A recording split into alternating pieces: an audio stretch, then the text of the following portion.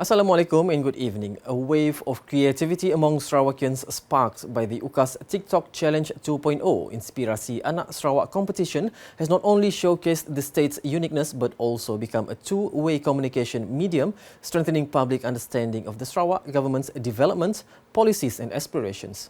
Deputy Minister in the Sarawak Premier's Department Corporate Affairs, Information and UKAS, Dato' Abdullah Saidul, said the competition opened to schools and the public throughout Sarawak, further highlights two-way communication aimed at deepening public understanding of new policies, the economy developments and key initiatives launched by the Sarawak government. Sementara kita mendakap pembangunan fizikal yang berbagai daripada lunduk hingga ke lawas, kita all the airport baru, airline, Ebonyo, we took over Finbank dan berbagailah jeraya 21 jambatan utama dan 100 lebih jambatan luar bandar dan sebagainya. At the same time, UKAS menyedari peranan kami ialah untuk merapatkan jurang informasi between the government and the people. And then we don't want it to be one-way communications. Kami juga ingin mendakap selera, cita rasa dan denyut nadi masyarakat supaya setiap rancangan polisi kerajaan benar-benar memenuhi keperluan mereka. He said this at the UKAS TikTok Challenge 2.0 2026 video competition prize presentation ceremony at the Sarawak State Library here on Friday. Dato' Abdullah also said organising such competition highlights the positive side of social media platforms, including TikTok, in disseminating accurate and reliable information. Kadang-kadang kami melihat di situlah sisi buruknya media sosial, dan cyberbullying, scam and those things. While we are looking at the brighter side, positive side of media social, which bring talk about humanity, promoting cultures and then setia kawan dan sebagainya. As a show of support for future editions of the competition, Dato' Abdullah also announced an allocations of 10,000 ringgit to the Sarawak Public Communication Unit UKAS to organise a similar competition for the upcoming Malaysia Day. Meanwhile, Sarawak Public Communication Unit UKAS Director Awang Putra Yusri Awang Rizwan said social media is no longer merely a platform for entertainment but has evolved into an effective and influential medium of communications and information dissemination in shaping public thinking, particularly among the younger generation. He added platforms such as the UKAS TikTok Challenge 2.0 open up space for messages to be delivered quickly and creatively, reaching a wider audience within a short period. He said the organising of UKAS TikTok Challenge 2.0 also plays a role in cultivating the productions of positive, creative and quality digital content to strengthen the dissemination of information to the public. Atas sebab itu, UKAS mengajukan challenge ini untuk bukan mencari pemenang yang terbaik tu, bukan mencari video yang terbaik, tapi juga membina budaya menghasilkan kandungan digital yang positif. Kita lihat dalam media sosial sekarang ni macam-macam penanggap konten yang ada, tapi melalui TikTok channel kita minta serta mempamerkan idea-idea yang kreatif, yang positif, yang berkualiti dan memberi manfaat kepada semua. He further explained that the theme Inspirasi Anak Sarawak was chosen as every child of Sarawak has a story capable of inspiring viewers, whether in terms of success, unity, cultural heritage, innovation or love for the state.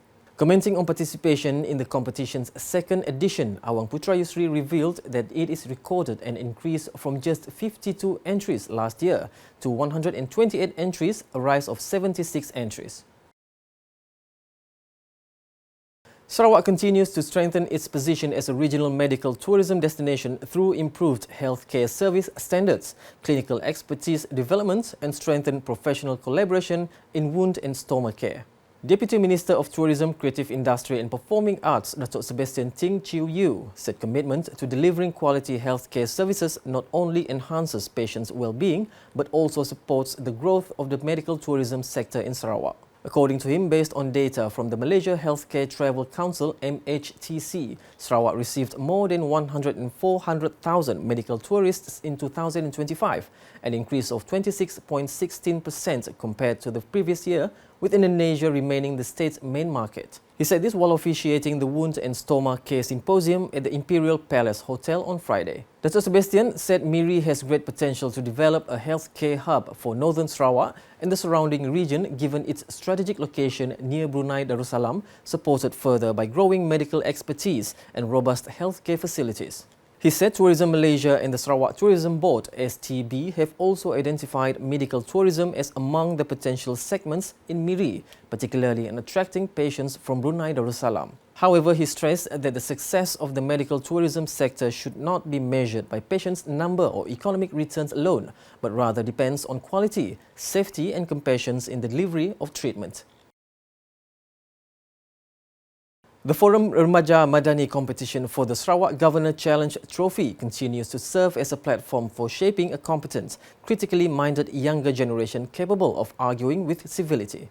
Dewan Bahasa dan Pustaka DBP Sarawak Director Dr. Azizul Ismail said the competition held since 1989 and rebranded as Forum Remaja Madani in 2025 aims to strengthen the use of the Malay language through quality forums, discussions and argumentations, while building students' confidence and competence.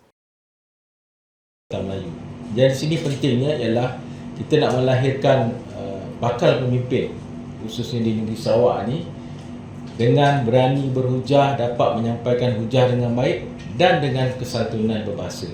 Dapat menyampaikan sesuatu isu itu dengan baik. Kita faham golongan muda ni orang kata semangat berkobar-kobar untuk memberikan suatu pandangan, tapi melalui forum ni kita dapat membentuk bagaimana golongan muda yang berani menyampaikan pendapat tapi dengan adab dan sopan.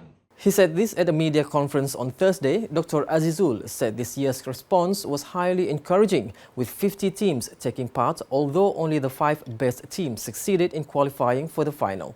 The 5 qualifying schools are Sekolah Menengah Kebangsaan SMK Bintulu, SMK Agama Sheikh Haji Osman Abdul Wahab Kuching, SMK Methodist Sibu, SMK Kubong Dimbang and SMK Kabong. The champion of the competition will represent Sarawak at the 2026 National Level Forum Remaja Madani competition, while the state level final is scheduled to take place on 29 July at Balai Budaya DBP Sarawak branch and will be officiated by the Sarawak Governor Tun Pin Sri Dr. Wan Junaidi Tuanku Jaafar, together with his wife Tuan Datuk Patigi Fauzia Muhammad Sanusi.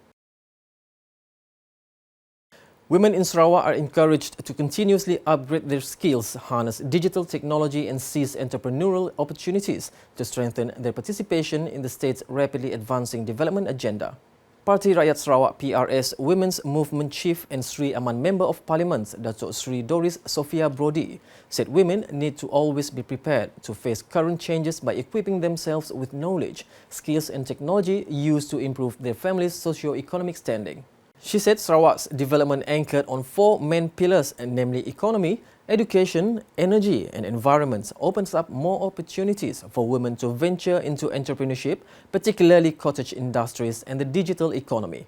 She said this while speaking at the PRS Women's Jom Sedia 2026 roving program at Dewan Lamin Adet Bangin Kimet, Umar Bakah, Sungai Asap on Wednesday. She also encouraged women to take advantage of various initiatives provided by the Sarawak government, including the implementation of free higher education at state government-owned institutions to produce more human capital capable of supporting the state development. Meanwhile, Murum Assemblyman Kennedy Chukpai Ugon said such programs are in line with the Sarawak government's ongoing efforts to empower women through education, skills training, entrepreneurship development, the digital economy and leadership development. He said women are pillars of strength for the family and community, and as such, efforts to strengthen the capacity of this group would continue to be given attention to ensure they are able to contribute more effectively to the state's development. The program, now in its 3rd series, brought together about 300 participants from the Murum and Belaga state constituencies, featuring workshops on flower arrangement and poka weaving, along with exhibitions and briefings related to women's empowerment.